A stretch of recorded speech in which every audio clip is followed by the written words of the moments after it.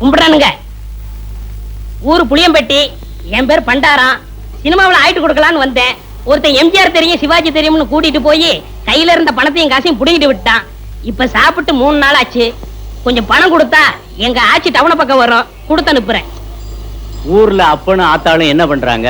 உழவுதாங்க தொழில். கூட பிறந்தவங்க எத்தனை பேரு? 3 ஆம்பளைங்க 3 பொம்பளைங்க. அது நான் தாங்க மூத்தவன். ஏயா ஏர் ஓட்டுற தொழில பார்க்காம சினிமாவுல என்ன ஆயிட்டு வேண்டி கிடக்கு? வீட்டுக்கு மூத்தவன்னு சொல்ற, கூட பிறந்த தங்கச்சிகளுக்கு கல்யாணம் பண்ணி வைக்கணுங்கிற பொறுப்பே இல்லையே. எல்லாம் தலை விதியா. அங்க இருந்து வந்துட்டானுங்க சினிமாவுல நடிக்க. போயா.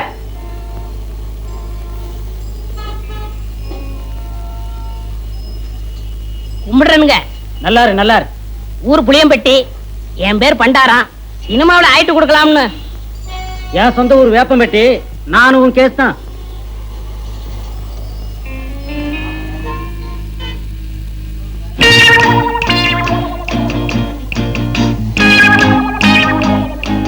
மிஸ்டர் புளியம்பட்டி, உங்களை தான் சார். நானா சார்? வாங்க, நீ வாங்க. ஏயா, சொந்த ஊரை விட்டுட்டு சினிமா நடிக்கலாம்னு சொல்லி இப்படி எல்லாம் மெட்ராஸ் வந்திருக்கிய, இதெல்லாம் தப்பு இல்லையா? ரொம்ப தப்புண்ணே. இந்த மெட்ராஸ்ல எல்லாரும் உனக்கு ஹெல்ப் பண்ணிடுவாங்க? யாரும் கிடைக்க மாட்டாங்கண்ணே.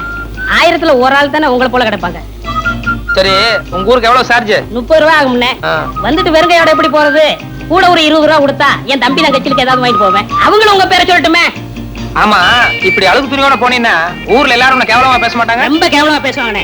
ஒரு புது துணி எடுத்து கொடுத்தா ரொம்ப விசேஷமா இருக்கும். அது சரி, எடுத்துக்கோ. ஆமா, நீ சாப்பிட்டியா? சாப்பிட்டு 3 நாள் ஆச்சுண்ணே.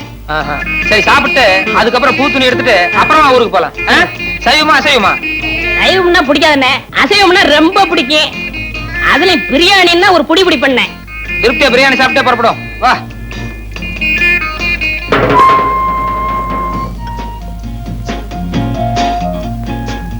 என்ன சாப்பிடுற? சூடா என்ன இருக்கு? அறை இருக்கு. ஏயா, நேத்துல இருந்து ஒண்ணுமே சாப்பிடல. என்ன ஒரே ஒரு இட்லி வாங்கி கொடுத்தா போதும். இப்ப சூடா கேக்குதோ? இல்ல, சாப்பிடுறோம். கொஞ்சம் சூடா சாப்பிட்டா நல்லா இருக்குமே. அதான் கொஞ்சம் இடம் கொடுத்தா போதுமே, தலைக்கு மேல ஏறிடுவீங்களே. என்னப்பா என்ன இருக்கு? Parotta, biryani, chicken fry, chicken masala, fish item, ginger chicken, chilli chicken, mutton fry, mutton masala, omelette. நீ புதுசா? ஆமாங்க. அதான் திணறேன். சரி, நான் சொல்ற மாதிரி செய்ய. 2 புரோட்டா மட்டும் எனக்கு எடுத்துக்கோ. இப்பதான் நான் வீட்டுல சாப்பிட்டு வந்தேன். இவருக்கு சிக்கன் பிரியாணி, மட்டன் மசாலா, அப்புறம் முட்டை புரோட்டா, அப்புறம் மீன், கருவாடு, இன்னும் என்ன இருக்கோ மனம் போல கொண்டு வா. சரி அண்ணே, சத்தியமா சொல்றேன், என் வாழ்க்கையில உங்களை மறக்கவே மாட்டேன்னு. இது சத்தியம்ண்ணே. கவலையே படாத, நீ என்ன மறக்கவே முடியாது. ஏன்னா இந்த அளவுக்கு மெட்ராஸ்ல உனக்கு யாரும் செய்யவே முடியாது. அண்ணே, ஊருக்கு போய் பணம் அனுப்புறேன்னே, உங்க அட்ரஸ் கொடுங்கண்ணே. அட்ரஸா? நோ நோ நோ, எனக்கு விளம்பரம் எல்லாம் பிடிக்காது. நான் எப்பவும் பிரதிபலன் எதிர்பார்க்க மாட்டேன். சில நேரங்கள் அதான் தேடி வர்றது உண்டு. இன்னும் நேரம் ஆக ஆக என் பெருந்தன்மையை பத்தி நீ தாராளமா புரிஞ்சுக்குவேன்.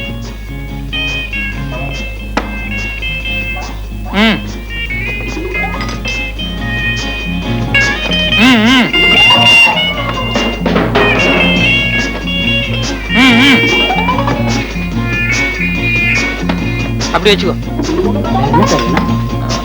வேற கீழே பெட்டி கடைக்கு போய் ஒரு பாக்கெட் ஃபில்டர் வில்ஸும் ஒரு தீப்பெட்டி வாங்கிட்டு வா. காசு சார்? யோ, கல்லால போய் காசு வாங்கிட்டு போய, எல்லாத்துக்கும் சேர்ந்தாப்புல பில் போட்டுக்கலாம். சரி சார்.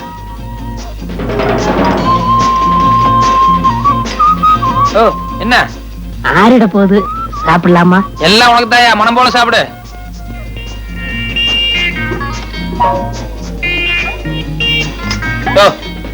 ஒரு கையால சாப்பிட்டியா? நிறுத்தி நிதானமா சாப்பிடு, ஒன்னும் அவசரமே இல்ல.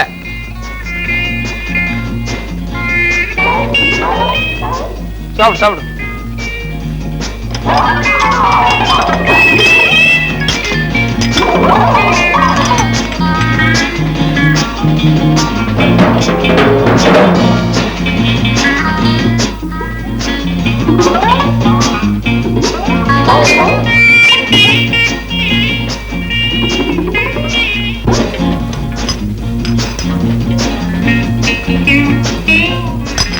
Sir, bill.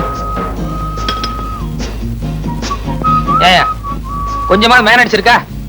ஏசி ரூம்ல உட்கார்ந்து சாப்பிட்டு வரணும்ல. என் கூட வந்தவர் உள்ள சாப்பிட்டு இருக்காரு, கொஞ்சம் கூட டீசென்ட் எல்லாம் பில்லு கேக்குறியா? சாரி சார், நீங்க இங்க சாப்பிட்டீங்கன்னு நினைச்சிட்டேன். பரவாயில்ல. இதுக்கு தான் என் பிரஸ்டீஜ் தகுந்த மாதிரி பெரிய ஹோட்டலுக்கு போகணுங்கிறது. இந்த மாதிரி ஒன்றைய ஹோட்டலுக்கு வந்து இப்படிதான் இருக்கும். எக்ஸ்கியூஸ் மீ, நீங்க போங்க சார். போங்க. இனிமே இப்படி பிகேவ் பண்ணாத. பரவாயில்ல, போங்க. வந்துட்டேன். வாங்க வாங்க மெதுவா போ. சார் சார் சத்தியமா அந்த ஆளு யாருன்னு தெரியாது சார். என்னை ஏமாத்த இங்க கூட்டிட்டு வந்துட்டான் சார். புரியாடா சொல்றேன். ஐயம்மா, ஐயோ, ஐயம்மா, ஐயோ. 60 ரூபாய் 20 பைசா பில் ஆகுது சார். ஏன்னா இவனுக்கு ஒரு வேளை சாப்பாடு போட்டு ஒரு மாசத்துக்கு வேலை வாங்கணும். ஐயா, அடிக்காதீங்க, அடிக்காதீங்க. ஏய், நீ சாப்பிட்டது கூட பெருசு இல்ல. உன் கூட வந்தானே தோஸ்து, அவன் என் ஹோட்டலை பார்த்து ஒன்றே ஹோட்டல்னு சொல்றான். ஐயம்மா, காப்பாத்துங்க.